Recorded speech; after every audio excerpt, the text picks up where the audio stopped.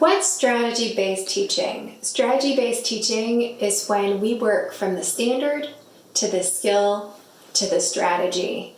And the strategy is what Miss Lippo used to call, what's your buy? It is how we implement a skill. It's how we show the process of applying a skill, but it's also how we can assess what students are doing. A strategy is very precise, and it will be carried out by the teacher step by step by step. In this next video, I'm showing you how to model a strategy during the I do.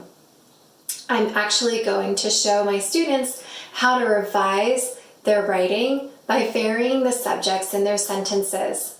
This is one of the last strategies in their revision process. What you'll notice is that there are three parts to the I do. First, there's a connection, then there's the modeling, and finally, there's the recap. All three play a very important role. The connection links back to everything that we've done that relates to this lesson and led up to this lesson. I use my anchor chart to remind students of what we've done so far. Modeling is where I not only explain what I want the students to do, but I actually do that for them, in front of them, and I'm the teacher in the spotlight. There's no student interaction. It really is just me doing this. And what I try to do is to model more than once. And then the third part is that recap. You cannot forget the recap. The recap is where you remind them of all the steps that you took to get to where you got to applying that strategy. So strategy-based teaching is a way of teaching our students explicitly and directly what we need them to do. There's no guesswork involved, because if they follow our steps, they'll be able to master a skill. Hi writers, so the past week we've been going over how writers can revise, and we've been looking at how you can revise by rereading and crossing off repeated words. You can add more details in shorter paragraphs, you can clarify scientific terms, and today I wanted to show you how writers can revise their writing by varying subjects in sentences.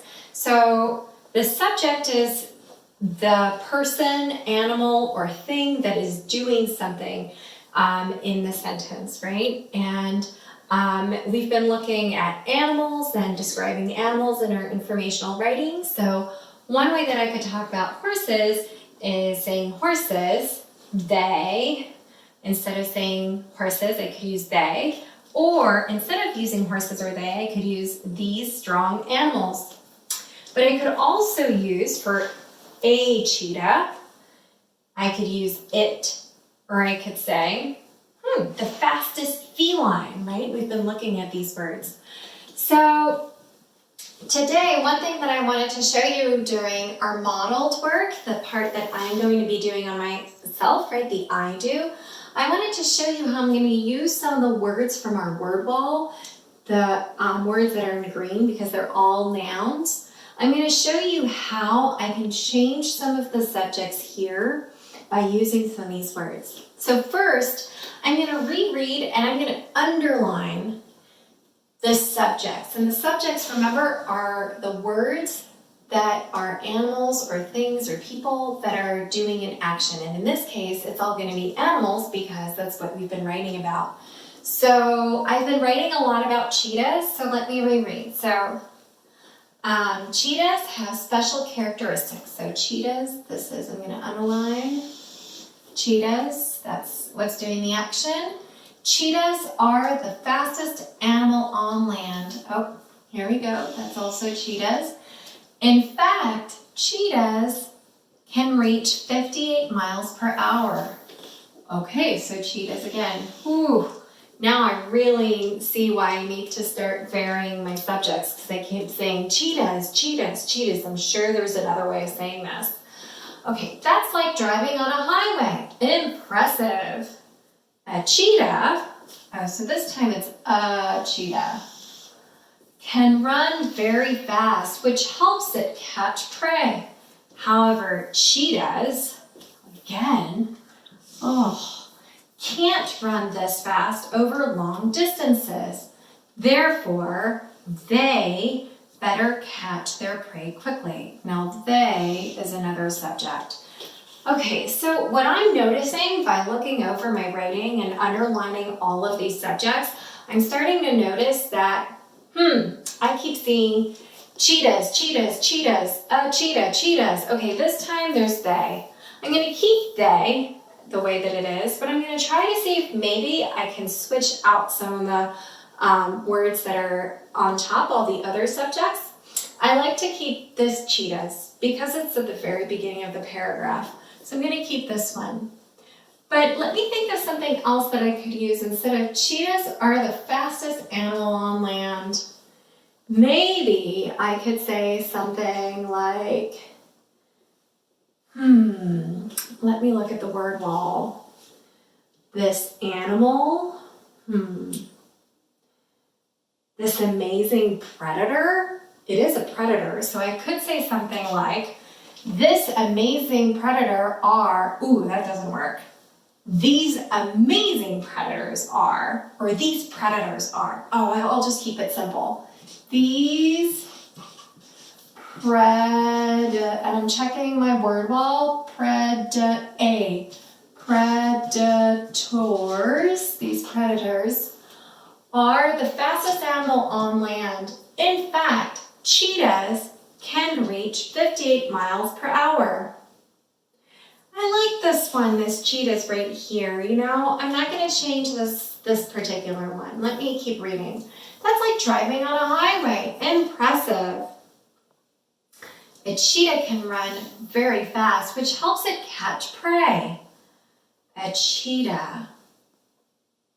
How about if I use the word feline this time? Maybe I could say, this feline can run very fast, which helps it catch prey. So instead of saying a cheetah, I'm going to use the words this feline, F-E-L-I-N-E.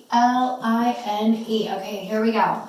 So this feline can run very fast, which helps it catch prey. However, cheetahs can't run this fast over long distances. Therefore, they better catch their prey quickly. So I didn't change all of the words cheetahs, right? Let's see, there was 1, 2, 3, 4, 5, but I only changed 2. But just by changing 2 of them, it makes my writing so much more interesting. And guess what? I also use some of that academic vocabulary we've been talking about, which makes me look like I know what I'm talking about.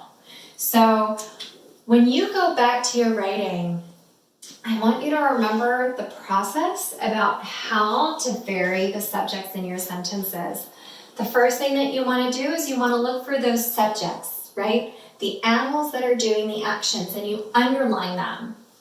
Then you want to go back to the word ball and see, are there any words from the word ball that I could use to change some of the subjects so that it's a bit more interesting?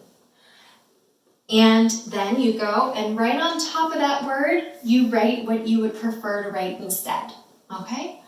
And that's it, and then you're done. All right, have a great day writing.